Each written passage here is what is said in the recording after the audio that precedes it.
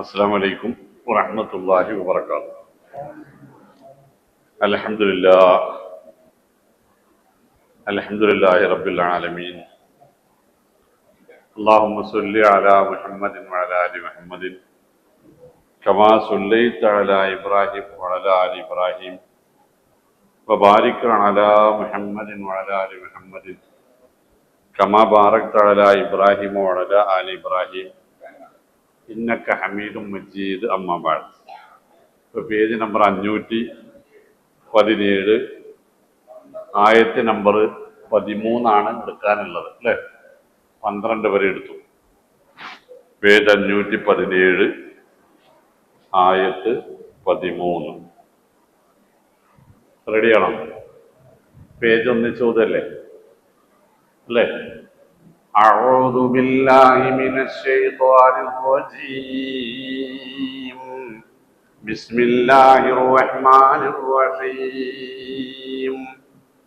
يا أيها الذين آمنوا اجتنبوا كثيرا من الظن إن بعض الظن إثم ولا تجسسوا ولا يغتب بعضكم بعضا أيحب أحدكم أن يأكل لحم أخيه ميتا فكرهتموه فاتقوا الله إن الله تواب رحيم.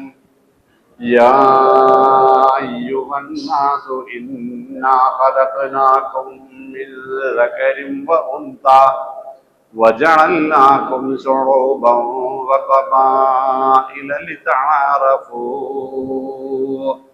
إن أكرمكم عند الله أتقاكم إن الله عليم خبير. അശക സൂറത്ത് Hujurat page 517. قالت الأعراب آمنا قل لم تؤمنوا ولكن قولوا أسلمنا ولما يدخل الإيمان في قلوبكم وإن تطيعوا الله ورسوله لا يلتكم من أعمالكم شيئا إن الله غفور رحيم. إنما المؤمنون الذين آمنوا بالله ورسوله ثم لم يرتابوا وجاهدوا بأموالهم وأنفسهم في سبيل الله أولئك هم الصادقون. قل أتعلمون الله بدينكم والله يعلم ما في السماوات وما في الأرض والله بكل شيء عليم. يمنون عليك أن أسلموا قل لا تمنوا علي إسلامكم بل الله يمن عليكم من هداكم للإيمان إن كنتم إن الله يعلم غيب السماوات والأرض والله بصير بما تعملون. Disk ഞാൻ പിടിച്ചോടത്ത് നിൽക്കൽ മാറിയിട്ടുണ്ട്. അപ്പോൾ നിസ്കരിക്കൽ പോലും ഇരുന്നോണ്ടാക്കണം എന്ന് നിർദ്ദേശം വന്നിട്ടുണ്ട്. അതുകൊണ്ട് നമ്മുടെ ക്ലാസ് കുറച്ച് ദിവസം ഇരുന്നിട്ടാക്കാം എന്ന് വിചാരിച്ചു. കാല് ആക്സിലേറ്ററിനും ക്ലച്ചിലേക്കൊന്നും എടുത്തു വെക്കാൻ പോലും പറ്റാത്ത രൂപത്തിൽ കഴിഞ്ഞ ഒരാഴ്ചയായിട്ട് വേദനയുണ്ട്. അപ്പോ യാ അയ്യുഹല്ലദീന ആമനൂ ഇജ്തനിബൂ കസീറൻ മിനൽ ളന്നി ഇന്ന ബഅദൽ ളന്നി ഇസ്മ. മറ്റുള്ളവരെ കുറിച്ച് ഊഹാപോഹങ്ങൾ വെച്ച് പുലർത്തരുത്, അവ ഉപേക്ഷിക്കണം. അവയിൽ ചിലത് പാപങ്ങളാവാനുള്ള സാധ്യതയുണ്ട്. വലാ തജസ്സസു, മറ്റുള്ളവരുടെ രഹസ്യങ്ങൾ ചുഴിഞ്ഞന്വേഷിക്കുന്നതും നിങ്ങൾ അവസാനിപ്പിക്കണം. വലാ യഗ്തബ് ബഅദുകും ബഅദ, മറ്റുള്ളവരെ കുറിച്ച് കുറ്റം ദൂഷണം പറയുന്നതും നിങ്ങൾ നിർത്തണം. അത് നിങ്ങളുടെ സഹോദരൻ മരിച്ചു കിടക്കുമ്പോൾ അയാളുടെ പച്ചമാംസം വെട്ടിയെടുത്ത് തിന്നുന്നത് നിങ്ങൾക്കിഷ്ടമില്ലാത്തതുപോലെ അള്ളാഹുവിനും ഇഷ്ടമില്ലാത്ത കാര്യമാകുന്നു. അതുകൊണ്ട് ഇക്കാര്യങ്ങളിൽ നിന്നെല്ലാം നിങ്ങൾ അള്ളാഹുവിനെ സൂക്ഷിച്ച് ജീവിക്കുന്നതോടൊപ്പം തൗബ ചെയ്യുകയും വേണം. അള്ളാഹു അങ്ങനെ തൗബ ചെയ്യുന്നവർക്ക് കരുണ അനുഗ്രഹം ചൊരിയുന്നവനാകുന്നു എന്നതാണ് നമ്മൾ പഠിച്ചു വെച്ച ആയത്തിലെ നിയമങ്ങൾ. അപ്പോൾ അതൊന്ന് പാലിക്കാൻ തയ്യാറാവണം.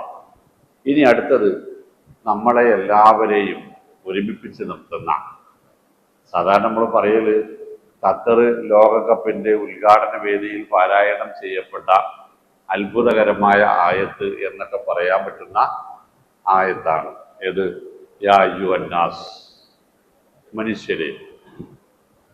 ഖുർആനിൽ ഒന്നുകിൽ യാ അയ്യുഹന്നാസ് എന്നും അല്ലെങ്കിൽ യാ ബനി ആദം എന്നുമാണ് വിളിക്കപ്പെട്ടിട്ടുള്ളത്.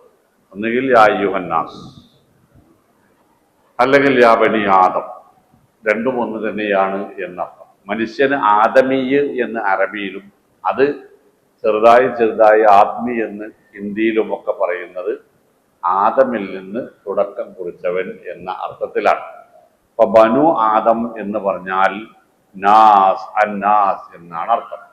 മനുഷ്യരെല്ലാവരും ആദം സന്തതികളാകുന്നു എന്നർത്ഥം. ഒന്നുകിൽ അയ്യുഹന്നാസ് അല്ലെങ്കിൽ യാ ബനി ആദം എന്നതാണ് ഖുർആന്റെ സംബോധന. അങ്ങനെ പറയുമ്പോൾ അള്ളാഹു അതുകൊണ്ട് അത് പറഞ്ഞതിന് ശേഷം അള്ളാഹു നൽകുന്ന ഉപദേശം പൊതുവിൽ ലോകത്തിന് മുഴുവനും പാലിക്കാനുള്ളതും ലോകത്തോട് മുഴുവനും ഉള്ളതും ആയിരിക്കും. അതിൽ ജാതി, മത, വർഗ, വർണ്ണ, ദേശ, ഭാഷ പരിഗണനകളൊന്നും ഉണ്ടാവില്ല. യാ അയ്യുഹന്നാസ്, ജനങ്ങളെ, ഉഅ്ബുദുല്ലാഹ, അള്ളാഹുവിനെ ആരാധിക്കുവിൻ. യാ അയ്യുഹന്നാസ് ഉഅ്ബുദു റബ്ബക്കുമുല്ലദീ ഖലഖക്കും, നിങ്ങളെ പടച്ചവനെ നിങ്ങൾ ആരാധിക്കുവിൻ എന്നൊക്കെ പറയുന്നത് എല്ലാവർക്കും ബാധകമായ, ഒരുപോലെ അംഗീകരിക്കാവുന്ന അല്ലെങ്കിൽ അംഗീകരിക്കേണ്ടുന്ന ഇസ്ലാമിൻ്റെ കാഴ്ചപ്പാടാണ് അവിടെയൊക്കെ ഉണ്ടാവുക. യാ ബനി ആദം, മനുഷ്യരെ, ഇന്നാ ഖലഖനാക്കും, നാം നിങ്ങളെ സൃഷ്ടിച്ചിട്ടുള്ളത് മിൻ ദക്കരിൻ, ഒരു പുരുഷനിൽ നിന്നും, വ ഉൻസ, ഒരു സ്ത്രീയിൽ നിന്നുമാകുന്നു. അവരാരാണെന്ന് മുസ്ലിമീങ്ങളെ സംബന്ധിച്ചൊരു വിശദീകരണത്തിന്റെ ആവശ്യമില്ല.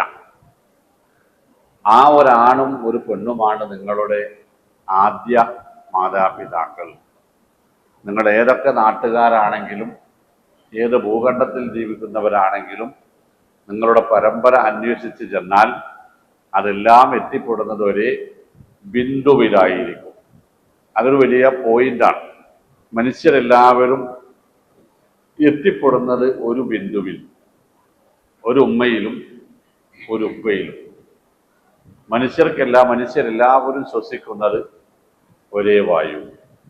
മനുഷ്യർക്കെല്ലാവർക്കും ചൂടും വെളിച്ചവും നൽകുന്നത് ഒരേ സൂര്യൻ. മനുഷ്യർക്കെല്ലാവർക്കും പ്രകാശം നൽകുന്നത് ഒരേ ചന്ദ്രൻ. എല്ലാവരുടെ കണ്ണിന് കുളിർമയും സന്തോഷവും നൽകുന്നത് ഒരേ നക്ഷത്രങ്ങൾ. മനുഷ്യർ കുടിക്കുന്ന വെള്ളം ഒന്ന്. മനുഷ്യരുടെ രക്തത്തിലൂടെ ഓടുന്ന രക്തം, അതിന് നിറം ഒന്ന്. അങ്ങനെ മനുഷ്യനെ ഇരുത്തി ചിന്തിപ്പിക്കേണ്ടുന്ന, അവനെ ഒരുമിപ്പിക്കുന്ന, ഐക്യപ്പെടുത്തുന്ന, അവൻ്റെ ഏകത്വം, അവനെല്ലാം ഒന്നാണ് എന്ന് ബോധിപ്പിക്കുന്ന ഇത്തരം സംഗതികളോട് കൂട്ടിച്ചേർത്താണ് മനുഷ്യരുടെ ലക്ഷ്യം ഒന്ന് എന്നതിലേക്ക് വരിക. മനുഷ്യരുടെ ജീവിതത്തിന്റെ ലക്ഷ്യം ഒന്ന്. അതെന്താണ്? അള്ളാഹുവിലേക്ക്, സിത്താവിലേക്ക് തന്നെ തിരിച്ചു ചെല്ലുക. ആ ലക്ഷ്യത്തിന് മനുഷ്യൻ സ്വീകരിക്കേണ്ടുന്ന മാർഗം ഒന്ന്, അത് കലിമത്ത് തൗഹീദ്. മനുഷ്യർ തിരിഞ്ഞു നിൽക്കേണ്ടുന്ന ബിന്ദു ഒന്ന്, അത് മക്കയിൽ കഅബ. അങ്ങനെ മനുഷ്യർ തിരിഞ്ഞു കിടക്കേണ്ടത് ഒരേ ദിക്കിലേക്ക്, കഅബയിലേക്ക് മരിച്ചു കിടക്കുമ്പോഴേ. അങ്ങനെ മനുഷ്യരെ ലോകത്തെവിടെയാണെങ്കിലും ഒന്നിപ്പിക്കുന്ന ഒരു പോളിസിയുടെ കേന്ദ്ര ബിന്ദുവാണ് ആദം ഹവ്വ ദമ്പതിമാർ. യാ അയ്യുഹന്നാസ് ഇന്നാ ഖലഖനാകും മിൻ ദക്കരിൻ വ ഉൻസ വജഅൽനാകും, നാം നിങ്ങളെ ആക്കിയിട്ടുണ്ട്, ശുഊബൻ, പല സമൂഹങ്ങളായി, വ ഖബായിൽ, പല കബീലകളായി, ഗോത്രങ്ങളായും കുടുംബങ്ങളായും ഒക്കെ നിങ്ങളിപ്പോൾ വിഭജിക്കപ്പെട്ടിട്ടുണ്ട് എന്നത് ശരിയാണ്. അതിൻ്റെ കാരണങ്ങളിലേക്ക് ഇറങ്ങിച്ചെന്നാൽ ആ കാരണം നമുക്ക് ബോധ്യപ്പെടുത്തി തരുന്ന സംഗതി എന്താണെന്നറിയോ?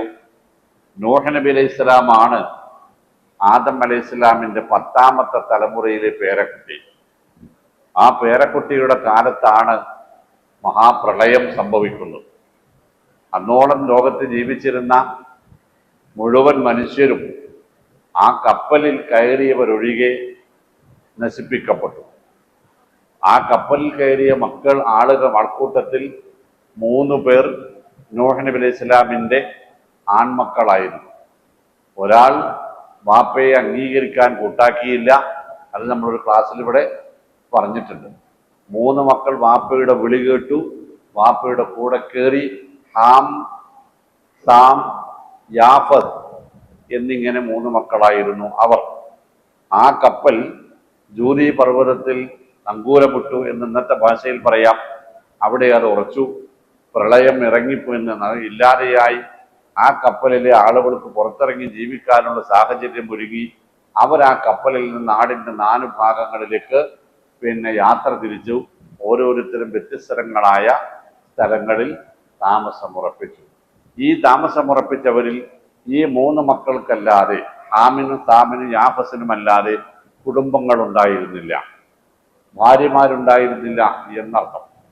അതുകൊണ്ട് തന്നെ ഈ 3 മക്കളിൽ നിന്ന് മാത്രമാണ് പിന്നീട് പരമ്പരകളുണ്ടായത്. അതങ്ങനെ ഹാമിൻ്റെ മക്കൾ യൂറോപ്പിലും, സാമിൻ്റെ മക്കൾ ഏഷ്യയിലും ഏഷ്യ മൈനറിലുമായും, യാഫസിൻ്റെ മക്കൾ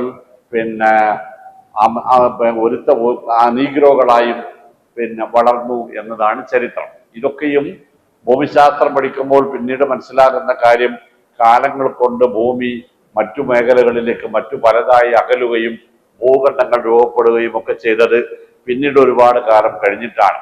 അങ്ങനെ ഭൂഖണ്ഡങ്ങൾ രൂപാന്തരപ്പെട്ടു വന്നപ്പോൾ ഒരു വിഭാഗം കറുത്തവരായി ആഫ്രിക്കക്കാരായി പോയി, മറ്റൊരു വിഭാഗം വെളുത്തവരായി മഞ്ഞ കളർ എന്നാണ് റസൂൽ സല്ലല്ലാഹു അലൈഹി വസല്ലമ പറഞ്ഞത്. ബനുൽ അസ്ഫറായി പോയി, മറ്റൊന്ന് ബനു ആദമും ആയിപ്പോയി എന്ന് മാത്രം.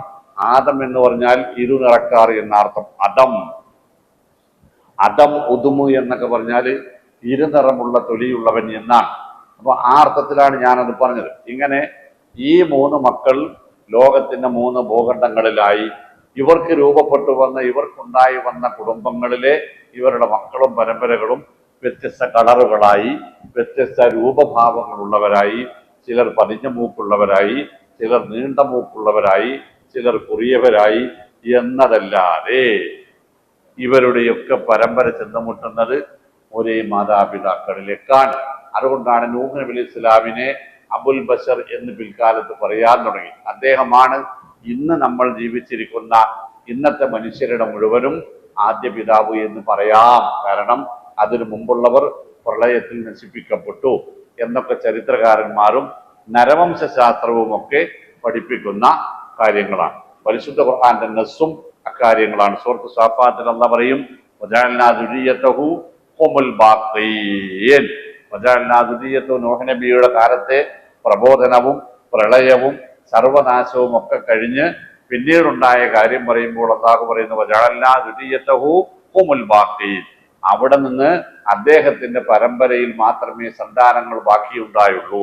അമാനുമൊലി വിശദീകരിച്ചിട്ട് പറയും, ഇന്ന് നമ്മളുള്ള ലോകത്തുള്ള മുഴുവൻ മനുഷ്യരും ആ 3 മക്കളുടെ ആളുകളാകുന്നു, ആ 3 മക്കളുടെ പരമ്പരയാകുന്നു. അപ്പൊ ഒരു വെള്ളക്കാരനെ കണ്ടാൽ അയാൾ നമ്മളുടെ സഹോദരനാണ്, ഒരു കറുത്തയാളെ കണ്ടാൽ അയാൾ നമ്മളുടെ സഹോദരനാണ്. അയാൾ ഏത് ഭാഷ സംസാരിക്കുന്നു, എന്ത് ഭക്ഷണം കഴിക്കുന്നു എന്നതൊന്നും ഇസ്ലാമിനെ സംബന്ധിച്ച് പ്രശ്നമല്ല. അവിടെയാണ് നബി സല്ലല്ലാഹു അലൈഹി വസല്ലം പറഞ്ഞത്, മനുഷ്യരെ നിങ്ങൾക്ക് ലാ ഫളല ലിഅറബിയ്യിൻ അലാ അജമി. അതിനോട് ചേർത്താ വായിക്കാം. ഈ ഒരു ചരിത്രം വരുമ്പോഴാണ് അത് നമുക്ക് ബോധ്യപ്പെടാം. യാ അയ്യുഹന്നാസ് ലാ ഫളല അലൈക്കും ലാ ഫളല ലിഅറബിയ്യിക്കും ഇലാ അജമിക്കും. നിങ്ങൾക്ക് അറബികൾക്ക് അനറബികളെക്കാളോ വെളുത്തവന് കറുത്തവനേക്കാളോ യാതൊരു തരത്തിലുള്ള മേന്മയും അവകാശപ്പെടാനില്ല. യാതൊരു തരത്തിലുള്ള മേന്മയും അവകാശപ്പെടാനില്ല. അതിപ്പോ സത്യത്തിൽ നമ്മളിലേക്ക് ചില കുടുംബങ്ങളിലെങ്കിലും ഇല്ലേ, നല്ല വെളുത്ത് സുന്ദരക്കുട്ടപ്പന്മാരായ മക്കൾക്കിടയിൽ അതേ മാതാപിതാക്കളുടെ മതപുഴക്കൂടെ വരുന്നവർ ചിലർ വിരൂപരോ ചിലർ കറുത്തവരോ ഒക്കെയായി മാറുന്നത് നമ്മളുടെ കൂട്ടത്തിലില്ലേ? കറുത്ത മാതാപിതാക്കൾ കറുത്തവരും മക്കൾ വെളുത്തവരുമാകുന്നത് നമ്മുടെ കൂട്ടത്തിലില്ലേ? നേരെ തിരിച്ചുമുണ്ടല്ലോ. കൂട്ടത്തിൽ ഒന്നും പെടാത്ത ഒറ്റപ്പെട്ട് നിൽക്കുന്ന ഒന്നോ രണ്ടോ എണ്ണം ഉണ്ടാവാനുള്ള സാധ്യതകളുമുണ്ട്. ഇത്രയൊക്കെ ഇത് കണക്ക് കൂട്ടേണ്ടതുള്ളൂ. അതൊക്കെ അള്ളാഹുവിന്റെ സൃഷ്ടി മാഹാത്മ്യങ്ങളിലെ ഒരു അത്ഭുതവും അല്ലെങ്കിൽ ഒരു പരീക്ഷണവും എന്ന് കണക്കൂട്ടുകയല്ലാതെ ലാ ഫളല ലി അറബിയ്യിൻ അലാ അഅജമി വലാ ലി അസ്വരിൻ അലാ അബിയൽ വലാ ലി അഹ്മരിൻ അലാ അസ്വദ്. നിങ്ങളുടെ കൂട്ടത്തിൽ അറബിക്ക് അനറബിയേക്കാളോ കറുത്തവനും വെളുത്തവനേക്കാളോ ചുവന്നവനും മറ്റവനേക്കാളോ യാതൊരു തരത്തിലുള്ള മേന്മയും അവകാശപ്പെടാനില്ല. ഇല്ല ബിത്തഖ്വ.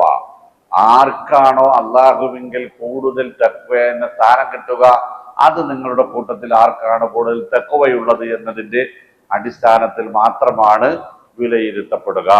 അത് കൂടുതലുള്ളത് അംർ ഇബ്നു ജമൂഹനാണെങ്കിൽ, വെറുതെ ഞാൻ ഒരു പേര് പറഞ്ഞാട്ടോ, അത് കൂടുതലുള്ളത് അംർ ഇബ്നു ജമൂഹുൽ അൻസാരിക്കാണെങ്കിൽ അയാളുടെ രണ്ട് കാലിനും രണ്ട് കൈകൾക്കും സ്വാധീനം ഉണ്ടായിരുന്നില്ല എന്നത് അവിടെ ചർച്ചാ വിഷയമാവില്ല.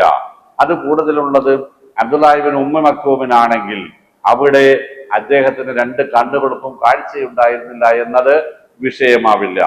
അത് കൂടുതലുള്ളത് ജുലൈബീബിനാണെങ്കിൽ ജുലൈബീബ് കണ്ടാൽ ഭയപ്പെടുന്ന വൈരൂപ്യങ്ങളുടെ ശരീര വൈകൃതങ്ങളുടെ ആകത്തുകയായിരുന്നു എന്നത് അദ്ദേഹത്തിന് തടസ്സമാവുകയില്ല. അത് കൂടുതലുള്ളത് ബിലാലിനാണെങ്കിൽ കറുത്തവനും കുറിയവനും മുഖം നിറയെ കുരുവും മുതുകത്ത് വലിയൊരു കൂനും ഉണ്ടായിരുന്നു എന്നത് ബിലാലിന് തടസ്സമുണ്ടാവുകയില്ല. ഈ ബിലാലിന് റളിയല്ലാഹു അൻഹു അജ്മഈൻ, ബിലാലിന് ഞാൻ അവസാനം പറയാനുള്ള ഒരു പ്രത്യേകമായ കാരണം, ബിലാൽ റളിയല്ലാഹു അൻഹുവിനെ കുറിച്ച് റസൂൽ സല്ലല്ലാഹു അലൈഹി വസല്ലം നടത്തിയ രണ്ട് പ്രവചനങ്ങളുണ്ട്. ആ രണ്ട് പ്രവചനങ്ങളിൽ ഒന്ന്, ബിലാൽ റളിയല്ലാഹു അൻഹു സല്ലല്ലാഹു അലൈഹി വസല്ലം മിഅ്റാജ് കഴിഞ്ഞ് തിരിച്ചു വന്ന് ആകാശലോകത്ത് അനുഭവപ്പെട്ട കാര്യങ്ങൾ സ്വഹാബത്തിനോട് വിശദീകരിക്കുമ്പോൾ ബിലാൽ റളിയല്ലാഹു അൻഹു സല്ലല്ലാഹു അലൈഹി വസല്ലം പറഞ്ഞു, ഞാൻ ജിബ്രീലിനോടൊപ്പം സ്വർഗത്തിലൂടെ നടന്നു പോകുമ്പോൾ എന്റെ മുമ്പിൽ ആരുടെയോ രണ്ട് കാലടിപ്പാടുകൾ ചെരുപ്പിന്റെ ശബ്ദം ഇങ്ങനെ പതിഞ്ഞു പോകുന്നത്, ടപ്പ ടപ്പ ടപ്പേന്ന് ശബ്ദം ഇങ്ങനെ പോകുന്നത് ഞാൻ കേട്ടു. ആളെ കാണാനുണ്ടായിരുന്നില്ല. ഞാൻ ചോദിച്ചു ജിബ്രീലിനോട് അത് ആരുടെ കാലടി ശബ്ദമാണെന്ന്.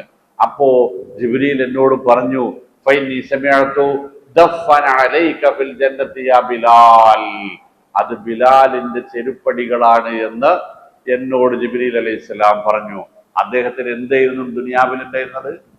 ദുനിയാവിൽ അദ്ദേഹത്തിന് യാതൊന്നും ഉണ്ടായിരുന്നില്ല. ഇതേ ബിലാലിന്റെ മറ്റൊരവസ്ഥ, പിന്നെ അബ്ദുറഹ്മാൻ ഇബ്നു ഔഫ് റളിയല്ലാഹു അൻഹു മക്കയിലെ കോടീശ്വരനായിരുന്നു, മദീനയിലും കോടീശ്വരനാണ്, അതിസുന്ദരനാണ്. നബി സല്ലല്ലാഹു അലൈഹി വസല്ലമ ജീവിച്ചിരിക്കെ മദീനയിൽ മതവിധികൾ കൊടുക്കാൻ നബി സല്ലല്ലാഹു അലൈഹി വസല്ലമ സർട്ടിഫിക്കറ്റ് കൊടുത്തിരുന്ന മഹാപണ്ഡിതനാണ്. നബി സല്ലല്ലാഹു അലൈഹി വസല്ലമ ജീവിച്ചിരിക്കെ ഇമാമ നിൽക്കാൻ മഹാഭാഗ്യം ലഭിച്ച അത്യപൂർവമായ ഭാഗ്യത്തിന്റെ ഉടമയാണ്, എല്ലാമാണ്. അദ്ദേഹത്തിന്റെ പണം അദ്ദേഹത്തെ മരുഭൂമിയിലെ മരുപ്പച്ച എന്ന് നബി സല്ലല്ലാഹു അലൈഹി വസല്ലം വിശേഷിപ്പിച്ചിരുന്നു. അതിനു മാത്രം ധർമ്മിഷ്ഠനായിരുന്നു അദ്ദേഹം. അദ്ദേഹത്തിന്റെ ഒറ്റ പെങ്ങളെ, ഈ രൂപത്തിലുള്ള മഹാമനുഷ്യന്റെ ഒറ്റ പെങ്ങളെ കല്യാണം കഴിച്ചു കൊടുത്തത് ബിലാലിനാണ്. ആലോചിച്ചു നോക്കണം, അബ്ദുറഹ്മാൻ ഇബ്നു ഔഫിന്റെ ഈമാനിന്റെ ബലമാണ് പരിശോധിക്കേണ്ടത്. ഇത്രയും ഉന്നതിയിൽ നിൽക്കുന്ന ഒരു മനുഷ്യൻ തന്റെ ഒരേ ഒരു സഹോദരിയെ കല്യാണം കഴിച്ചു കൊടുക്കുന്നത് ബിലാലിനാണ്. എന്നിട്ടും പക്ഷേ റസൂൽ സല്ലല്ലാഹു അലൈഹി വസല്ലം പറഞ്ഞത് അബ്ദുറഹ്മാൻ ഇബ്നു ഔഫ് സ്വർഗത്തിൽ പ്രവേശിക്കുന്നതിന്റെ 40 കൊല്ലം മുമ്പ് ബിലാൽ റളിയല്ലാഹു അൻഹു സ്വർഗത്തിലെത്തും എന്നാണ്. സുബ്ഹാനല്ലാഹ്, ആലോചിക്കളെ, 40 കൊല്ലം മുമ്പേ ബിലാൽ സ്വർഗത്തിലെത്തുമെന്നാണ്. ബിലാലിന്റെ കളറല്ല അവിടെ പരിഗണന, അല്ലേ? ബിലാലിന്റെ കുറവല്ല അവിടെ ബിലാലിന്റെ തടസ്സമില്ല. ബിലാലിന്റെ വംശീയത അവിടെ തടസ്സമില്ല. അബ്ദുറഹ്മാൻ ഇബ്നു ഔഫിന്റെ ഇതൊന്നും അവിടെ പരിഗണനയുമല്ല. എന്താ കാര്യം എന്ന് ചോദിച്ചപ്പോ പറഞ്ഞെന്തറിയോ? ബിലാൽ ദരിദ്രരാണ്, യാതൊന്നിനും സ്വന്തം വിശ്വാസത്തിനും ഇബാദത്തുകൾക്കും മുആമലാത്തുകൾക്കും അല്ലാതെ അയാൾക്ക് വേറെ യാതൊന്നിനെയും കണക്ക് പറയാനുണ്ടാവില്ല. അബ്ദുറഹ്മാൻ അങ്ങനെയല്ല, ഒരുപാട് കണക്ക് പറയാനുണ്ടാകും.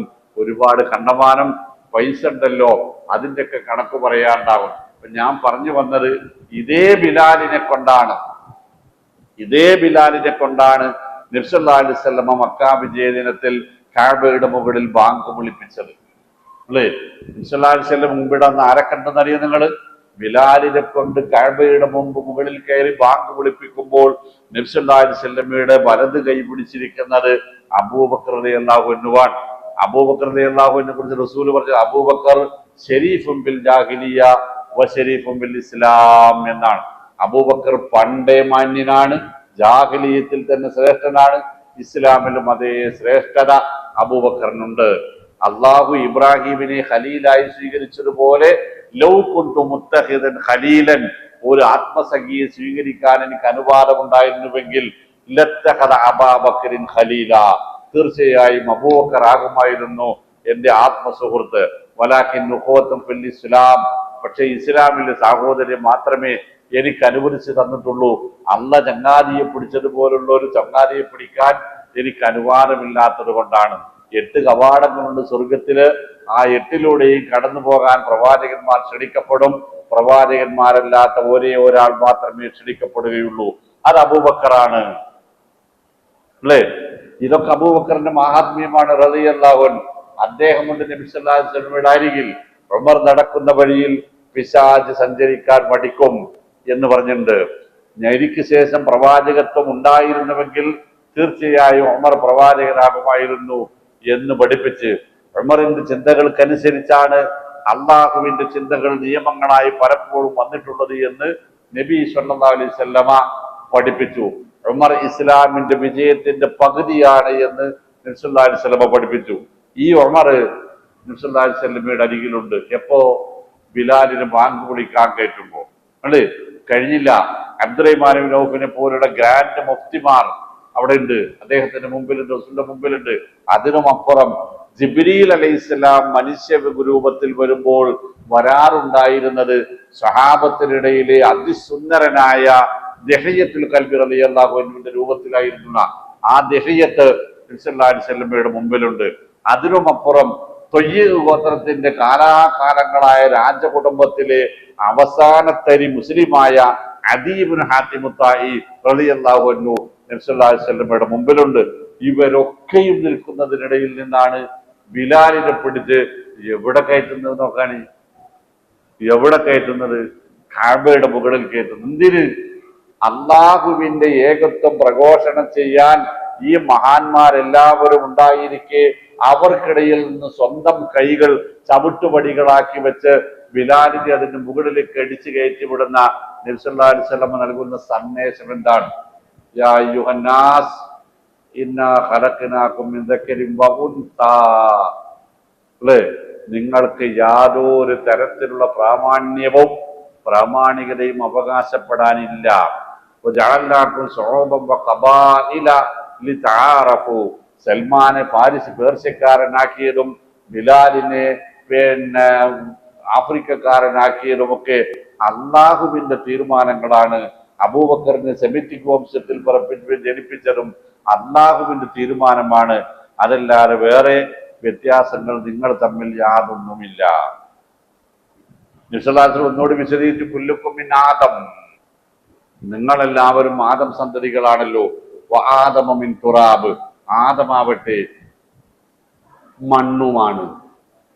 എന്താ ഇതിനർത്ഥം? നമ്മളെല്ലാവരും മണ്ണാണ്.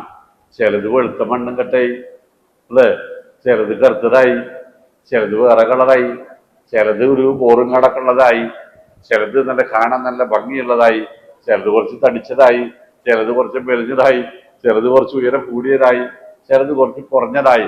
പക്ഷെ ഇപ്പൊ നേരത്തെ പെയ്ത മഴ പോലെ മഴ പെയ്യുകയാണെങ്കിൽ ഈ മണ്ണുരുളയൊക്കെ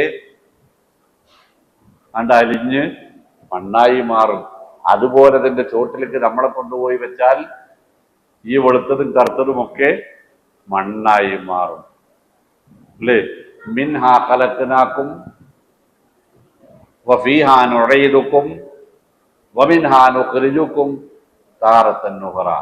യാ അയ്യുഹന്നാസ് ഇന്നാ ഖലഖനാകും മിൻ ദക്കരിൻ വ ഉൻസാ വജഅൽനാകും ശുഊബൻ വ ഖബാഇല ലിതആറഫു. യൂറോപ്യന്മാർ, ഓസ്ട്രേലിയക്കാർ, വടക്കൻ അമേരിക്കക്കാർ, തെക്കൻ അമേരിക്കക്കാർ, യൂറോപ്പുകാർ, ഏഷ്യക്കാർ, ആഫ്രിക്കക്കാർ, ഓസ്ട്രേലിയക്കാർ എന്നൊക്കെ നിങ്ങൾക്ക് മനസ്സിലാകാൻ വേണ്ടിയിട്ട് വിവിധ ഭൂഖണ്ഡങ്ങളിൽ നിങ്ങളെ പാർപ്പിച്ചു.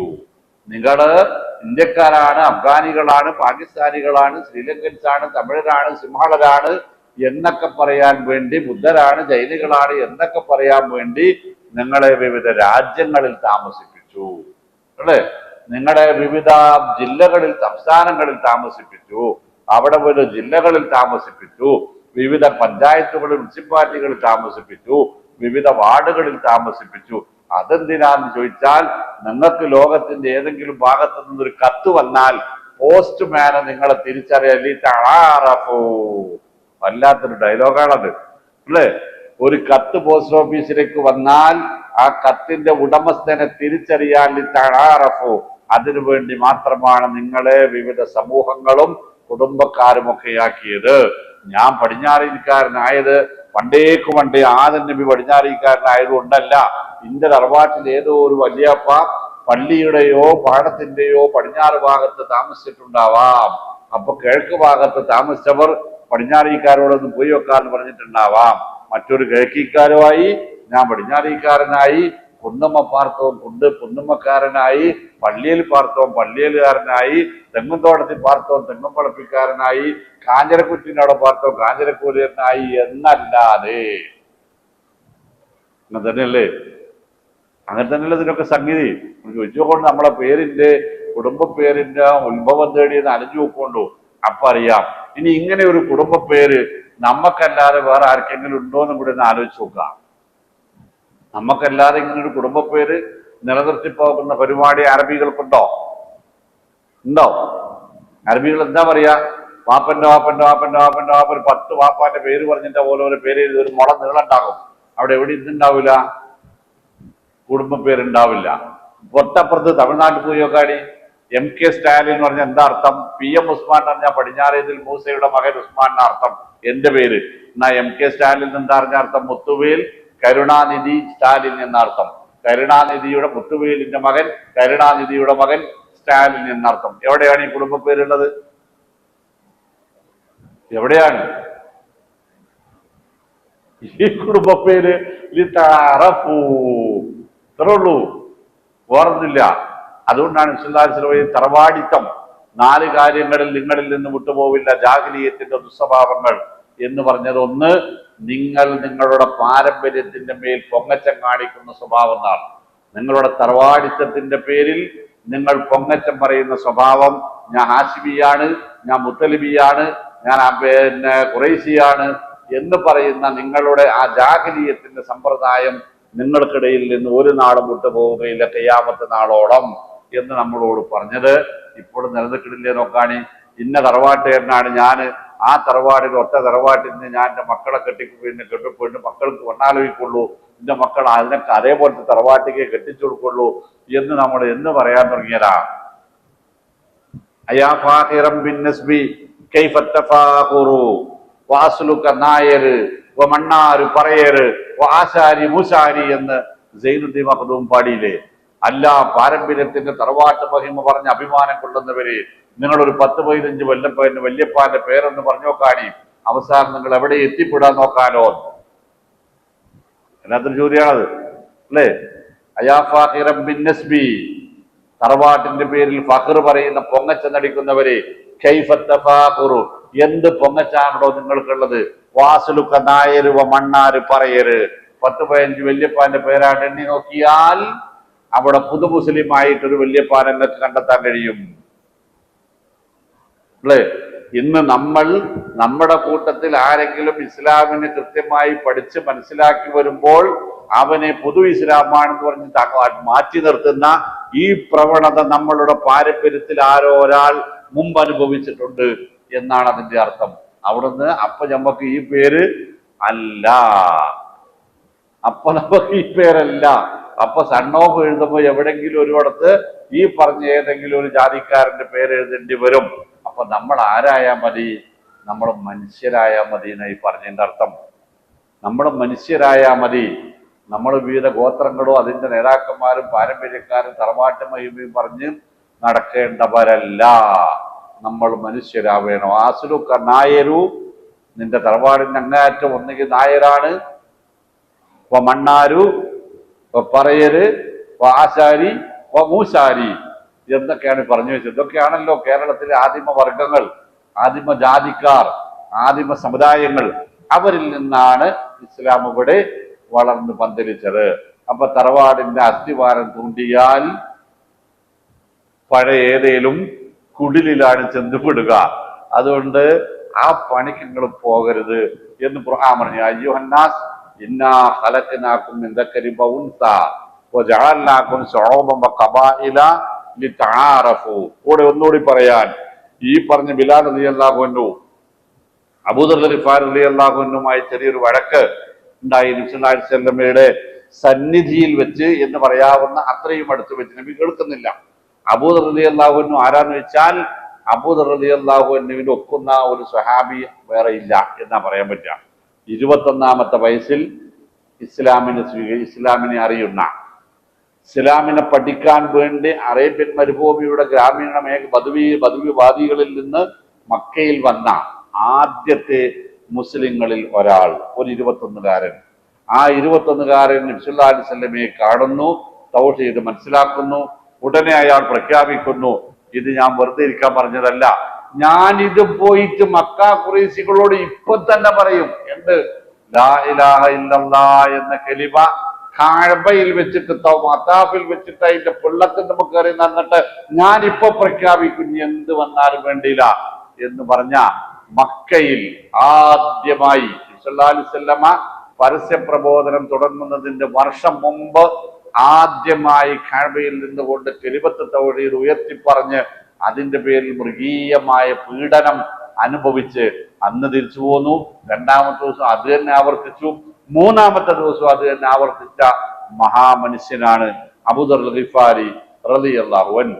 അദ്ദേഹം ബിലാലുമായിട്ടുണ്ടായ ഒരു വഴക്കിൽ ഈ ശൈത്താൻ ആരെയും ബാധിക്കുമല്ലോ, ശൈത്താൻ ആരെയും പിടിക്കും. പരസ്പരം എന്തൊക്കെ പറയുന്നതിന്റെ കൂട്ടത്തിൽ അബൂദർ ബിലാൽ റളിയല്ലാഹു അൻഹുവിനോട് പറഞ്ഞു, ഇബ്നുൽ അസ്വദ് എന്ന് പറയും, കറുത്തവന്റെ മകനെ എന്ന് വിളിച്ചുപോയി.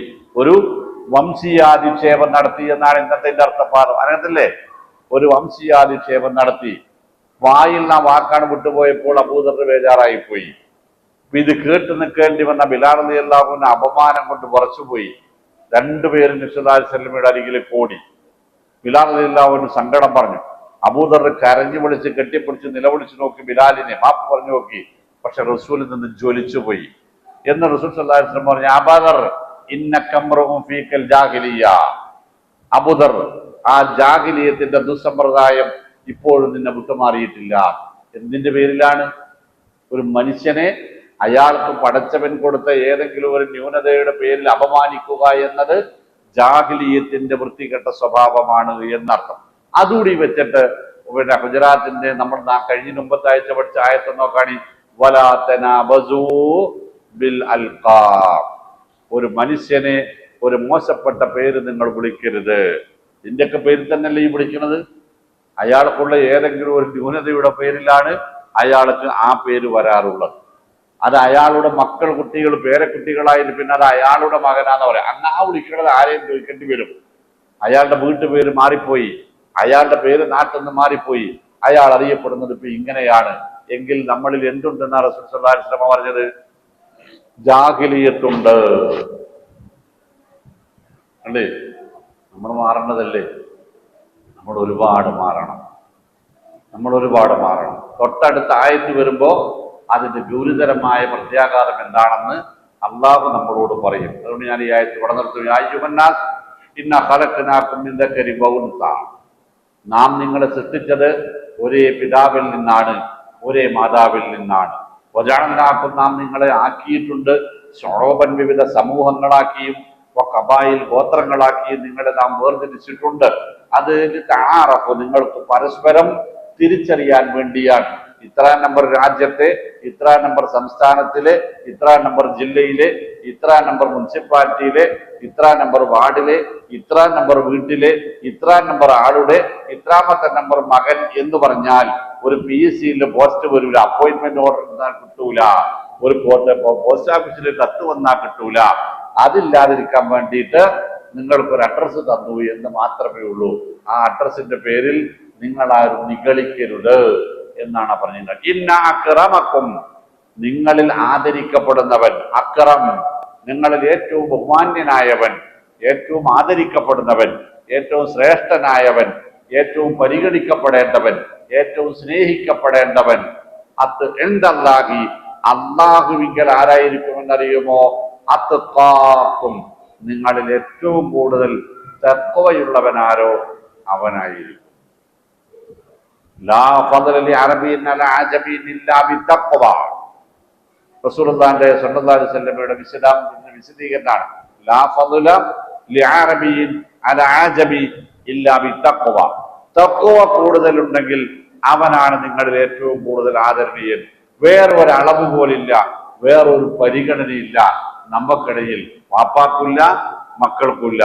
മക്കളെക്കാൾ കൂടിയ വാപ്പമാരുണ്ടാകാം, വാപ്പയേക്കാൾ കൂടിയ മക്കളുണ്ടാവാം, ഇവരെക്കാൾ കൂടിയ പേരമക്കളുണ്ടാകാം, ഇവരെക്കാൾ കൂടിയ വല്യമ്മയുണ്ടാകാം, ഭർത്താവിനേക്കാൾ കൂടിയ ഭാര്യയുണ്ടാവാം. എല്ലാത്തിൻ്റെയും പരിഗണന ആർക്കാണോ തഖ്വ വീട്ടിൽ കൂടുതൽ, ആർക്കാണോ തഖ്വ കുടുംബത്തിൽ കൂടുതൽ, ആർക്കാണോ തഖ്വ മഹല്ലത്തിൽ കൂടുതൽ, അവരാണ് പരിഗണിക്കപ്പെടുക. ഇവിടെയല്ല, അള്ളാഹുവിൽ നിന്ന് വേറെ പറഞ്ഞിട്ടോ. ഇതിന് കാരണം എന്താ? ഇവിടുത്തെ പരിഗണന ഇത്രയും കാലമായിട്ട് അതനുസരിച്ചല്ല. അത് റസൂലുള്ളാഹി സ്വല്ലല്ലാഹു അലൈഹി വസല്ലം പറഞ്ഞു, നിങ്ങൾക്കിടയിൽ ചുറ്റിത്തിറങ്ങുന്ന കീറിപ്പറഞ്ഞ വസ്ത്രവുമായി പാറിപ്പറന്ന തലമുടിയുമായി നടക്കുന്ന ആളുകൾ ഉണ്ടാകും. അവരെന്തേലും പറഞ്ഞാൽ നിങ്ങൾ അനുസരിക്കൂല, അവർ കല്യാണം ആലോചിച്ചാൽ നിങ്ങൾ നടത്തിക്കൊടുക്കൂല, അവരെന്തെങ്കിലും ഒരു ശുപാർശ പറഞ്ഞാൽ നിങ്ങൾ സ്വീകരിക്കൂല, അവിടെ നിങ്ങൾ പരിഗണിക്കുക പോലുമില്ല. പക്ഷെ അവർ അള്ളാഹുവിലേക്ക് കൈനീട്ടിയാൽ ലഅബ്റമ, അതുപോലെ തന്നെ അള്ളാഹു നടത്തി കൊടുത്തിട്ടുണ്ടാകും. സുബ്ഹാനല്ലാഹ്. ആലോചിച്ച് വെക്കോളെ, ആരെയാണ് നമ്മൾ അപമാനിക്കുന്നത് എന്നത് നമുക്കറിയില്ല എന്നാണ് പറഞ്ഞത്. ആരെയാണ് നമ്മൾ അവഗണിക്കുന്നത് എന്ന് നമുക്കറിയില്ല. ഒരാളുടെ അയാളുടെ വസ്ത്രം കൊണ്ടോ, അയാളുടെ സംസാര രീതി കൊണ്ടോ, അയാളുടെ ശരീരഗുണം കൊണ്ടോ, അയാളുടെ വാഹനം കൊണ്ടോ, അയാളുടെ വീട് കൊണ്ടോ, അയാളുടെ ജോലി കൊണ്ടോ, മറ്റെന്തുകൊണ്ടുമല്ല പരിഗണിക്കപ്പെടേണ്ടത് നമുക്കിടയിലും എന്നാണ് അതിന്റെ അർത്ഥം. എന്നാൽ ഇങ്ങനത്തെ നാലാൾക്കാർ പള്ളി കമ്മിറ്റിന്ന് പരിശോകാണി അപ്പറിയ നമ്മുടെ ഈ മാനത്തക്കോയും നാട്ടിലെ പൈസക്കാരുടെയും തറവാട്ട് മാന്യന്മാരുടെയും ഒക്കെ ഈമാനം തക്കുകയും അപ്പം മനസ്സിലാകും എന്താണ് ഇവിടുത്തെ ഈമാനെന്ന്. ഒരു ഗതിയില്ലാത്ത കൂലിപ്പണിക്കാര് നാലാൾക്കാര് പള്ളി ഭരിക്കാമെന്നാൽ അവര് കമ്മിറ്റിക്കാരായാൽ നമ്മളൊക്കെ അവിടെ ജമാഅത്തിനുണ്ടാവുമോ എന്ന് നമ്മളത് വെറുതെ ആലോചിച്ച് നോക്കിയാൽ മതി. നമ്മുടെ ഈമാൻ എവിടെ, നമ്മുടെ തഖ്വ എവിടെ, നമ്മുടെ ഇഖ്ലാസ് എവിടെ, ദീൻ എവിടെയെന്നൊക്കെ അപ്പൊ ഈ സമുദായത്തിന് കൃത്യമായി മനസ്സിലാകും. വില കൂടിയ വണ്ടികളിൽ വന്ന് ഇറങ്ങുന്നവർക്ക് പ്രത്യേക പരിഗണന അല്ലേ, വില കൂടിയ പെർഫ്യൂം അടിച്ചു വരുന്നവർക്ക് പ്രത്യേക പരിഗണന, ഇൽമുണ്ട് എന്നറിയുന്ന അംഗീകരിക്കുന്ന ആളുകൾക്ക് പ്രത്യേക പരിഗണന. ആർക്ക് പരിഗണനയില്ല? തഖ്വ കൂടുതലുള്ളവർക്ക്, ഇബാദത്ത് കൂടുതലുള്ളവർക്ക്, വിശുദ്ധി കൂടുതലുള്ളവർക്ക് സമുദായം പരിഗണന കൊടുക്കുന്നില്ല എന്നതൊരു വാസ്തവല്ലേ. നോക്കാണി, എനിക്ക് പരിഗണനയുണ്ട്. അതിന്റെ കാരണം എന്താ?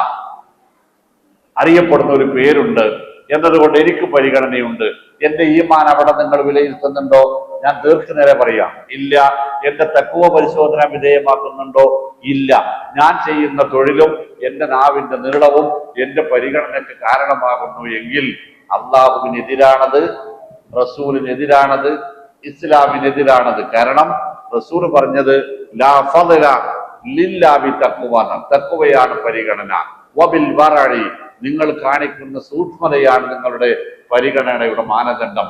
അലി റളിയല്ലാഹു അൻഹു പറഞ്ഞത് യാത്രയാണ് ഒരാളുടെ ക്വാളിറ്റി നിശ്ചയിക്കേണ്ടത്. ഒരു 2-3 ദിവസം നീണ്ടു നിൽക്കുന്ന ഒരു യാത്ര ഒരു ടീം നടത്തിയാൽ ആ യാത്രയിൽ മനസ്സിലാക്കാം ആർക്കാണ് അതിൽ കൂടുതൽ ദീനുള്ളത് എന്ന് അലി റളിയല്ലാഹു അൻഹു നിലപാട്. ഇതൊന്നും നോക്കാതെയാണ് നമ്മളുടെ പലപ്പോഴുമുള്ള പരിഗണനകൾ. 5 നേരം പള്ളിക്ക് വരിക എന്നുള്ളത് ഒരു പെണ്ണാലോചിച്ച് വരുമ്പോൾ നമ്മൾ ക്വാളിറ്റി ആയിട്ടാണോ അതോ ഒരു ഡിസ്ക്വാളിറ്റി ഗ്രേഡ് ആയിട്ടാണോ ഡീഗ്രേഡ് ആയിട്ടാണോ പരിഗണിക്കുക?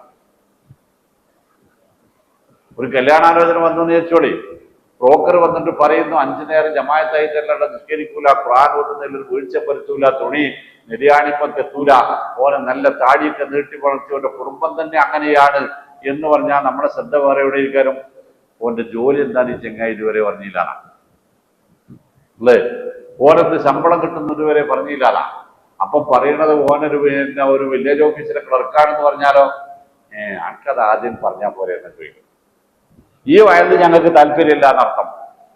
ഇത് ആൺകുട്ടികളുടെ കാര്യവും പെൺകുട്ടികളുടെ രക്ഷിതാക്കളുടെ കാര്യവും ഒക്കെ ഇങ്ങനെ തന്നെയാണ് സമുദായത്തിൽ. സമുദായം പരിഗണിക്കുന്നത് ഈമാനും തഖ്വയും വറഉം ഇബാദത്തും അല്ലാത്തിടത്തോളം കാലം സമുദായത്തിന് ആത്മീയമായ ഒരു പുരോഗതി, അള്ളാഹുവിന്റെ സഹായം പ്രതീക്ഷിക്കാൻ അർഹതയുണ്ടാകുമോ എന്നത് നമ്മൾ ഓരോരുത്തരും ആലോചിച്ചു പോകേണ്ടുന്ന സംഗതിയാണ്. ഇന്ന അക്രമക്കും ഇൻദല്ലാഹി അത്ഖാക്കും, നിങ്ങളിൽ അള്ളാഹുവിങ്കിൽ കൂടുതൽ ആദരിക്കപ്പെടുക. ഞാൻ നേരത്തെ പറഞ്ഞു, അതുകൊണ്ടാണ് ബിലാലിനെയും അബ്ദുറഹ്മാൻ റളിയല്ലാഹു അൻഹുവിനെയും ചേർത്ത് പറഞ്ഞത്.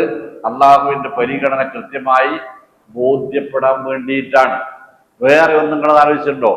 പിന്നെ നൂഹ് നബിയുടെ കൂടെ ഇസ്ലാം സ്വീകരിച്ചവരാരായിരുന്നു? സമൂഹത്തിലെ പ്രമാണിമാരായിരുന്നു? അല്ല, കുറച്ച് ആശാരിപ്പണിക്കാരായിരുന്നു. കുറച്ച് ആശാരിപ്പണി. ഇന്ന് അവരുടെ നിലപാടെന്താ? നമ്മുടെ കൂട്ടത്തില് ആശാരിപ്പണിയുടെ ഫർണിച്ചർ പണിയല്ല ഞാൻ പറഞ്ഞിട്ടാ. ആശാരിപ്പണി എടുക്കണ കുറച്ച് ആൾക്ക് ഒരു കുടുംബത്തിൽ നിന്ന് നമ്മുടെ വീട്ടിൽ കല്യാണം ആലോചിച്ച് നമ്മൾ എന്ത് ചെയ്യും? പോട്ടെ. പിന്നെ ഈസാ നബിയുടെ അനുയായികൾ ഹവാരിയങ്ങൾ എന്ന് ഖുർആൻ പ്രോത്സാഹിപ്പിച്ച് ആദരിച്ചു പറഞ്ഞ ആളുകൾ ആരായിരുന്നു? മുക്കുവന്മാർ, മത്സ്യത്തൊഴിലാളി. ഹവാരി എന്ന് പറഞ്ഞാൽ തന്നെ മത്സ്യത്തൊഴിലാളി എന്നർത്ഥം. എന്നീക്കാരം ഒരു മത്സ്യത്തൊഴിലാളി വീട്ടിൽ നിന്ന് നമ്മുടെ പള്ളിക്കൊക്കെ പിന്നെ ഒരാൾ വന്നാൽ നമ്മൾ അയാളോടുള്ള പെരുമാറ്റം എന്തായിരിക്കും? അയാളുടെ വീട്ടിലേക്ക് ഒരു കല്യാണം ആലോചിച്ചിട്ട് നിക്കാഹ് നിശ്ചയത്തിൽ പോകാൻ പറഞ്ഞാൽ എന്തായിരിക്കും നമ്മുടെ അവസ്ഥ? അവിടെ പോയി വന്നാൽ തന്നെ മൂക്കിൽ വെല്ല് വെച്ചിട്ട് മീൻ നാറിയിട്ട് നിൽക്കാൻ വയ്യാന്ന് പറയില്ല നമ്മള്, അല്ലേ? അപ്പോ ഹവാരികൾ, സക്കരിയ നബിയുടെ പണി എന്തായിരുന്നു? ആശാരിപ്പണി. യഹ്യാ നബിയുടെ പണി എന്തായിരുന്നു? ആശാരിപ്പണി. ഈസാ അലൈഹിസ്സലാമിന്റെ പണി എന്തായിരുന്നു? ആശാരിപ്പണി. നിങ്ങൾ അറിയത്? സുലൈമാൻ നബിയുടെ പണി എന്തായിരുന്നു? കൊട്ടയും മുറവും തുന്നണത്. അത് ആരെ പണിയാന്ന് നാട്ടില്? കൊട്ടയും മുറവും തുന്ന. ദാവൂദ് നബിയുടെ പണി ചെരുപ്പ് തുന്ന, തൊപ്പി തുന്ന. എന്തിനാണ് അള്ളാഹു സമൂഹത്തിന്റെ ഏറ്റവും താഴേ തട്ടിലുള്ള മനുഷ്യരെ പ്രവാചകന്മാരാക്കിയത്? എന്തുകൊണ്ടായിരിക്കാം പ്രവാചകന്മാരായി തിരഞ്ഞെടുക്കപ്പെട്ടവരെല്ലാം സമൂഹത്തിന്റെ താഴേക്കടിയിലുള്ളവരായി? ഒരാളെ പോലും സമൂഹത്തിന്റെ മേൽത്തട്ടിൽ നിന്ന് പ്രവാചകനായി തിരഞ്ഞെടുത്തത് കാണാൻ കഴിയില്ല. റസൂലുള്ളാഹി സ്വല്ലല്ലാഹു അലൈഹി വസല്ലമയുടെ അവസ്ഥ എന്താ? ഒരു ഗതിയുമില്ലാത്ത ഒരു പാവം, അല്ലേ? ഏതെങ്കിലും ഒരാൾ അതിസമ്പന്നൻ എന്ന് പറയാൻ പറ്റുന്ന ഒരു പ്രവാചകനായിരുന്നു സുലൈമാൻ നബി അലൈഹിസ്സലാം. അദ്ദേഹം പോലും ചെയ്തത് തന്റെ സിംഹാസനത്തിലിരുന്ന് കൊട്ടയും മുറവും തുന്നുമായിരുന്നു. അത് വിറ്റ കാശ് കൊണ്ടായിരുന്നു ജീവിച്ചിരുന്നത്. നബി തിരുമേനി സല്ലല്ലാഹു അലൈഹി വസല്ലം പറഞ്ഞത്, മാ അകല തആമുൻ ഖൈറുൻ ഖത്തുൻ മിൻ അൻ യഅകുല അലാ അമലി യദൈ. അധ്വാനിച്ചുണ്ടാക്കുന്ന വരുമാനം കൊണ്ട് ജീവിക്കുന്നതിനേക്കാൾ നല്ല ഒരു ഭക്ഷണം വേറെ ഒരാൾക്ക് കഴിക്കാൻ കഴിയില്ല. എന്നിട്ട് അതിന് ഉദാഹരണം പറഞ്ഞു. പിന്നെ നബി അല്ലാഹി ദാവൂദ് അലൈഹിസ്സലാം, ചക്രവർത്തി പദത്തിലിരിക്കുന്ന ദാവൂദ് നബി അലൈഹിസ്സലാം പോലും താൻ കൂലിപ്പണിയെടുത്ത കാശുകൊണ്ടാണ് ജീവിച്ചിരുന്നത് എന്നാണ്. മുഗളരിലെ അത്ഭുതകരമായ ഒരു പ്രതിഭാസമായിരുന്നു ഔറംഗസേബ് ആലംഗീർ. അല്ലേ? ഔറംഗസേബ് ആലംഗീറിന്റെ പണി എന്താന്ന് പറയുന്നത് ഖുർആൻ പകർത്തി എഴുതുക. ഉസ്മാൻ താഹ എഴുതിയ ഖുർആനാണ് നമ്മുടെ കയ്യിൽ ജീവിച്ചിരിക്കുന്ന മഹാൻ, അല്ലേ? ഇപ്പൊ ജീവിച്ചിരിക്കുന്ന ഒരു മഹാത്ഭുതമാണ് ഉസ്മാൻ താഹ മദീനയിൽ.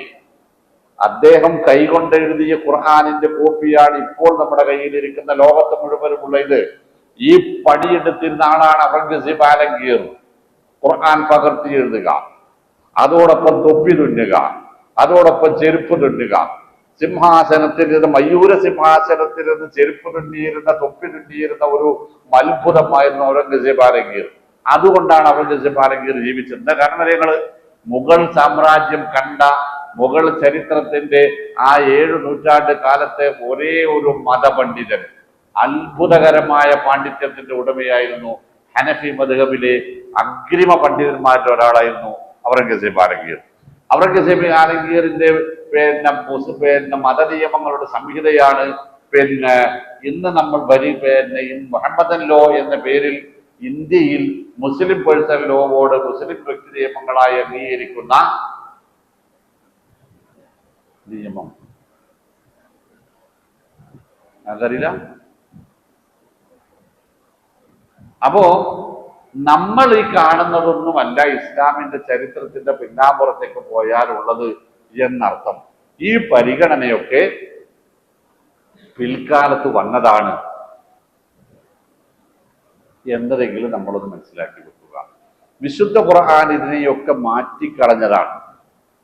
ഈ ഉമവികളുടെ ചരിത്രം പഠിക്കുമ്പോൾ അവിടെ നമുക്ക് പ്രത്യേകമായി കാണാൻ കഴിയും, നബി തിരുമേനി സല്ലല്ലാഹു അലൈഹി വസല്ലമ ഇല്ലാതാക്കിയ ഗോത്രചിന്തയും കുടുംബ മാഹാത്മ്യവും പിന്നീട് ഇസ്ലാമിലേക്ക് തിരിച്ചു വരാൻ തുടങ്ങിയത് ഉമവി ഭരണകാലത്തായിരുന്നു. ഉമവി ഭരണകാലം മുതൽ ബനു ഉമയ്യക്കാർക്ക് വേണ്ടി നിയമങ്ങൾ മാറ്റി എഴുതുന്ന, ശീലങ്ങൾ മാറ്റി എഴുതുന്ന സമ്പ്രദായത്തിന് തുടക്കം കുറിച്ചു. ഇസ്ലാം നിർത്തിവെച്ചത് ഉമവികൾ തുടങ്ങി എന്നർത്ഥം. അത് പക്ഷേ നമ്മുടെ നാട്ടിലെത്തിയെത്തിയപ്പോൾ ഒരുപാട് ഇസ്ലാമുമായി ഒരു ബന്ധവുമില്ലാത്തിടത്തേക്ക് അത് മാറിപ്പോയിരിക്കുന്നു. എന്തായാലും അള്ളാഹു പറഞ്ഞത് അക്രമക്കും ഇൻദല്ലാഹി അത്ഖാക്കും. എന്നിട്ട് റബ്ബ് പറയും ഇന്നല്ലാഹ അലീമുൻ ഖബീർ. രണ്ടിന്റെയും അർത്ഥം ഒന്നാണ്. അലീം എന്ന് പറഞ്ഞാൽ ഖബീർ എന്ന് പറഞ്ഞാലും സൂക്ഷ്മമായി എല്ലാം അറിയുന്നവനാണ്. പക്ഷെ ഖബീർ എന്നതിന് മറ്റൊരർത്ഥം കൂടിയുണ്ട്. ഖബീർ എന്ന് പറഞ്ഞാൽ വരാനിരിക്കുന്ന കാര്യങ്ങളെ രഹസ്യ പരസ്യ വ്യത്യാസങ്ങളില്ലാതെ അത്ഭുതകരമായ സൂക്ഷ്മതയോടുകൂടി തിരിച്ചറിയാൻ കഴിയുന്നവൻ എന്നാണ് ഖബീർ എന്നതിന്റെ അർത്ഥം. അലീമിനേക്കാൾ കുറച്ചുകൂടി ആഴവും പരപ്പുമുള്ള പ്രയോഗമാണ് ഖബീർ എന്നർത്ഥം. ഇത് ഇവിടെയാണ് അത് പറഞ്ഞത്. നിങ്ങളുടെ മനസ്സ് അല്ലെ, ഈ ഗോത്രചിന്തയും കുടുംബ പാരമ്പര്യവും ഒക്കെ നിങ്ങളുടെ മനസ്സിൽ അല്പമെങ്കിലും ബാക്കിയുണ്ടോ എന്ന് ഖബീറായ റബ്ബിനറിയാം. അലീമായ റബ്ബിനെ അറിയാം, ഖബീറായ ഒരു റബ്ബുണ്ട്. റബ്ബിന്റെ ഖബീർ എന്ന ഒരു ഇസ്മുണ്ട്, അതിന്റെ ഒരു സിഫത്തുണ്ട്. ആ സിഫത്ത് അത് നമ്മളെ ബോധ്യപ്പെടുത്തുന്ന സംഗതിയാണ്. ഇത് ഉള്ളിൽ വെച്ച് നടക്കാനും പറ്റൂല. പുറമേക്ക് മാത്രം പ്രകടിപ്പിച്ചാൽ പോരാ, ഉള്ളിൽ വെച്ച് നടക്കാനും പറ്റൂല. ഞാൻ ഉയർന്നവനാണ്, ഞാൻ മറ്റുള്ളവരെ പോലെയല്ല എന്ന ചിന്ത ഒരു നിലക്കും നമുക്ക് പറ്റുകയില്ല എന്നർത്ഥം. അടുത്ത ആയത്ത് കാലത്തിൽ ആറാം, ഞാൻ നേരത്തെ പറഞ്ഞില്ലേ നമ്മളെ നിലപാട് ഇപ്പൊ അടുത്ത ആയത്ത് മനസ്സിലാവുന്നു. കാലത്തിൽ ആറാബു ആമന്ന. അള്ളാഹു ഒന്ന് വിഷയം മാറ്റി പിടിക്കുകയാണ്. ചില പദവികൾ അറബി അല്ലാത്ത അറാബികൾ, കാട്ടറബികൾ പറയുന്നു, ഗ്രാമീണ അറബികൾ പറയുന്നു ആമന്ന, ഞങ്ങളൊക്കെ മുഅ്മിനീങ്ങളാണ് എന്ന്. ഒരു പ്രത്യേക സാഹചര്യത്തിൽ വന്ന ആയത്താണ്. യുദ്ധസംബന്ധമായ ഒരു സാഹചര്യത്തിൽ യുദ്ധത്തിൽ പങ്കെടുക്കുവാൻ, ഇസ്ലാമിന്റെ കൂടെ ചേരുവാൻ ആവശ്യപ്പെട്ടപ്പോൾ ചേരാതിരിക്കുകയും അവരുടെ പ്രതീക്ഷയ്ക്ക് വിരുദ്ധമായി ഇസ്ലാമിന് വിജയമുണ്ടാവുകയും ചെയ്തപ്പോൾ, ഖന്തക്ക് യുദ്ധമാണ് പശ്ചാത്തലം, ഇവർക്ക് പിടിപെട്ടുപോയി. നബി സല്ലല്ലാഹു അലൈഹി വസല്ലം പ്രതികാരമെടുക്കുമോ എന്ന ചിന്ത അവർക്കുണ്ടായി. അപ്പൊ അവർ നബി സല്ലല്ലാഹു അലൈഹി വസല്ലമയുടെ അരികിൽ വന്നിട്ട് പറയാണ്, ഞങ്ങളൊക്കെ മുഅ്മിനീങ്ങളാണ്, പിന്നെ ഞങ്ങൾ യുദ്ധത്തിൽ പങ്കെടുക്കാതിരുന്നത് ഞങ്ങളപ്പത്തെ സാഹചര്യം മോശമായിട്ടാണ്, ഞങ്ങൾ മുഅ്മിനീങ്ങളായതുകൊണ്ടാണ് നിങ്ങൾക്ക് എതിരെ അറബികൾ മൊത്തത്തിൽ ഒരുമിച്ചപ്പോൾ ഞങ്ങൾ ഓരോ കൂടെ കൂടാതിരുന്നത്. ഞങ്ങളെ അടുത്തായത്തുകൂടി ഒന്നുകൂടി വ്യക്തമാവും. ഞങ്ങളെങ്ങാനും ശത്രുക്കൾക്കെതിരെ കൂടെ നിങ്ങൾക്കെതിരെ തിരിഞ്ഞിരുന്നെങ്കിൽ നിങ്ങളെ പൊടി പോലും ഇവിടെ ബാക്കിയുണ്ടാവില്ലെന്നു. അമ്മാതിരി യുദ്ധപ്രയന്മാരാണ്, യുദ്ധവിദഗ്ധന്മാരാണ് ഞങ്ങള്. അയ്യോ, അപ്പൊ ഞങ്ങളൊക്കെ അത്രമാത്രം വലിയ യുദ്ധവിദഗ്ധന്മാരാണ്, ഞങ്ങളും കൂടെ നിങ്ങൾക്കെതിരെ തിരിഞ്ഞിരുന്നെങ്കിൽ നിങ്ങളെ കഥ കഴിയുമായിരുന്നു എന്നൊക്കെ അവർ പറഞ്ഞു. അപ്പൊ ഞങ്ങൾ മുഅ്മിനീങ്ങളായതുകൊണ്ടാണ് പങ്കെടുക്കാതിരുന്നത് എന്ന് പറഞ്ഞ് യുദ്ധത്തിൽ കിട്ടിയ നേട്ടങ്ങളുടെ ഒരു വിഹിതം കൂടി സമ്പാദിക്കാനുള്ള അവരുടെ ശ്രമമാണ് അവിടെ ഉണ്ടായത്. ഗനീമത്ത് മുതലിൽ നിന്ന് ഞങ്ങൾക്ക് എന്തെങ്കിലും കിട്ടണം എന്നതാണ് അവരുടെ ഭാവം. ഒപ്പം ഇനി മുസ്ലിമീങ്ങളെ എതിർത്ത് നിന്നാൽ പിടിച്ചു നിൽക്കാൻ കഴിയില്ല എന്ന് ബേജാറിൽ നിന്നുണ്ടായ ഒരു തന്ത്രമാണ്. അതിനവർ ഉപയോഗിച്ച പദം കാലത്തിൽ അറാബ് ആമന്നാമ, ഞങ്ങൾ ഈമാനുള്ളവരാണ്, മുഅ്മിനീങ്ങളാണ് എന്നാണ്. അപ്പൊ അള്ളാഹു തിരുത്താണ്, കൊൽ എന്താണ്, കൊല്ലം തുഅ്മിനു, നിങ്ങള് ഈമാനുള്ളവരല്ല എന്ന് പറഞ്ഞാ നിങ്ങൾ മുഅ്മിനീങ്ങളല്ല. ഖാലത്തിൽ അറാബു ആമന്നാ, അവർ ഞങ്ങൾ മുഅ്മിനീങ്ങളാണെന്ന് അവർ പറയുന്നു. ഖുൽ ലം തുഅ്മിനൂ, അല്ലല്ല നിങ്ങൾ മുഅ്മിനീങ്ങളല്ല. വലാകിൻ, പക്ഷേ പോലൂ നിങ്ങൾക്ക് പറയാവുന്നതാണ്, അസ്ലംന, ഞങ്ങൾ മുസ്ലിമീങ്ങളാണ് എന്ന് നിങ്ങൾക്ക് പറയാം. മുഅ്മിനീങ്ങൾ നല്ലോണം ആലോചിച്ചോളെ. ഞാൻ സാധാരണ പറയുന്ന മുസ്ലിമീങ്ങൾ മുഅ്മിനീങ്ങൾ രണ്ടും രണ്ടാന്ന് പറയുന്നത് ഞാൻ എന്റെ നാവ് കൊണ്ടൊരു വെടി പറയുന്നതല്ല. ഈ ആയത്താണ് അതിന്റെ കാരണം. ഞങ്ങൾ മുഅ്മിനീങ്ങളാണെന്ന് അവർ പറയുന്നു, താങ്കൾ അവരെ തിരുത്തണം. നിങ്ങൾ മുഅ്മിനീങ്ങളാണെന്ന് പറയാൻ യോഗ്യരല്ല, മുസ്ലിമീങ്ങളാണെന്ന് നിങ്ങൾക്ക് പറയാം. എന്താ കാരണം അറിയോ? വലമ്മ, ലം മ എന്നത് രണ്ട് പദം കൂടി ചേർന്ന ലമ്മ ആകുന്നത്. വലം മ, ഒരിക്കലുമില്ല. യദ്ഖുൽ, പ്രവേശിച്ചിട്ടില്ല. വലമ്മ യദ്ഖുൽ, പ്രവേശിച്ചിട്ടേയില്ല. അൽ ഈമാൻ ഫീ ഖുലൂബിക്കും, നിങ്ങളുടെ ഹൃദയങ്ങളിൽ ഈമാൻ പ്രവേശിച്ചിട്ടില്ല. ഉണ്ടെങ്കിൽ നിങ്ങൾ എങ്ങനെയാവില്ല? നിങ്ങളുടെ വാക്കും പ്രവൃത്തിയും പെരുമാറ്റവും ഒന്നും ഇങ്ങനെയാവില്ല. നിങ്ങൾ ഇപ്പോൾ മുസ്ലിങ്ങളാണ് എന്ന് പറയാം. എന്ന് പറഞ്ഞാൽ പേടിച്ചിട്ട് ഒതുങ്ങിയവരാണ് എന്ന് പറയാം എന്നർത്ഥം. അപ്പൊ മുസ്ലിം എന്ന് പറഞ്ഞാല് മനസ്സുകൊണ്ട് കീഴ്പ്പെട്ടവൻ എന്ന് മാത്രമല്ല അർത്ഥം. സാഹചര്യങ്ങളുടെ സമ്മർദ്ദം കൊണ്ട് കീഴ്പ്പെടുന്നവനും മുസ്ലിം എന്ന് തന്നെയാണ് ഭാഷാപരമായി പറയുക. മക്കൾക്ക് കല്യാണം ഉണ്ടാക്കണമെങ്കിൽ പള്ളി കമ്മിറ്റി പറഞ്ഞതനുസരിച്ചേ മതിയാവൂ എന്നത് ഇസ്ലാമാണോ ഈമാനാണോ? അപ്പോ പള്ളി കമ്മിറ്റിയിൽ നിന്ന് സർട്ടിഫിക്കറ്റ് കിട്ടണമെങ്കിൽ കുറച്ച് ദിവസമെങ്കിലും ആ കല്യാണം റെഡിയാകണത് വരെ 5 നേരം പള്ളിയിൽ പോയേ പറ്റുള്ളൂ എന്നത് ഇസ്ലാമോ ഈമാനോ? പറയും. പള്ളി കമ്മിറ്റിക്കാർ നാട്ടിൽ പള്ളിയിൽ പേര് കല്യാണാലോചന വരുമ്പോൾ അതും ഇതും പറഞ്ഞുണ്ടാക്കാതിരിക്കാൻ കുറച്ചു ദിവസം തലയിൽ തട്ടം നന്നാക്കിയിടാം എന്നത് ഇസ്ലാമോ ഈമാനോ? അങ്ങനെയാണെങ്കിൽ നമ്മളുടെ കുടുംബത്തിൽ മുഅ്മിനീങ്ങൾ എത്ര, മുസ്ലിമീങ്ങൾ എത്ര? ചിന്തിക്കാൻ വേണ്ടിയിട്ടാ. സാഹചര്യങ്ങളുടെ സമ്മർദ്ദത്തിന് അല്ലെങ്കിൽ മറ്റുള്ളവരിൽ നിന്ന് എന്തെങ്കിലും നേട്ടങ്ങൾ ഉണ്ടാക്കാൻ വേണ്ടി മതചിഹ്നങ്ങളെ എടുത്തണിയുക എന്നത് ഈമാനല്ല, ഇസ്ലാം മാത്രമാകുന്നു. ഈമാൻ ഉണ്ടാവേണ്ടത് വലമ്മാ യദ്ഖുലുൽ ഈമാനു ഫീ ഖുലൂബിക്കും, ഈമാന്റെ സ്ഥാനം ശരീരമല്ല മനസ്സാണ്. അവിടെയാണ് ഈമാൻ ഉണ്ടാവേണ്ടത്. അവിടെ ഈമാൻ ഉണ്ടെങ്കിൽ ഈ പറഞ്ഞ ഒന്നിനെയും പേടിയുണ്ടാവില്ല. പിന്നെയോ എല്ലാം നിർവഹിക്കുന്നത് റബ്ബിനെ പേടിച്ചുകൊണ്ട് മാത്രമായിരിക്കും. ഒന്നും ചെയ്യാതിരിക്കുന്നതും റബ്ബിനെ പേടിച്ച് മാത്രമായിരിക്കും. എന്തെങ്കിലും ചെയ്യുന്നുണ്ടെങ്കിൽ അതും റബ്ബിനെ പേടിച്ച് മാത്രമായി. ചുരുക്കത്തിൽ ചെയ്യുന്നതും ചെയ്യാതിരിക്കുന്നതും റബ്ബിന്റെ തൃപ്തിക്ക് വേണ്ടി മാത്രമാകുന്ന ഒരു സാഹചര്യത്തെയാണ് ഈമാൻ എന്നതുകൊണ്ട് വിവക്ഷിക്കപ്പെടുന്നത്. മറ്റെന്തെങ്കിലും കാര്യസാധ്യത്തിന് വേണ്ടി ചെയ്യുന്നതിനെ ഇസ്ലാം എന്ന് പറയാം. അപ്പോ എല്ലാ മുഅ്മിനീങ്ങളും മുസ്ലിങ്ങളായിരിക്കും, അല്ലെ? എല്ലാ മുഅ്മിനീങ്ങളും മുസ്ലിങ്ങളായിരിക്കും. കാരണം റബ്ബിന് കീഴ്പ്പെട്ടവരാണ് അവർ.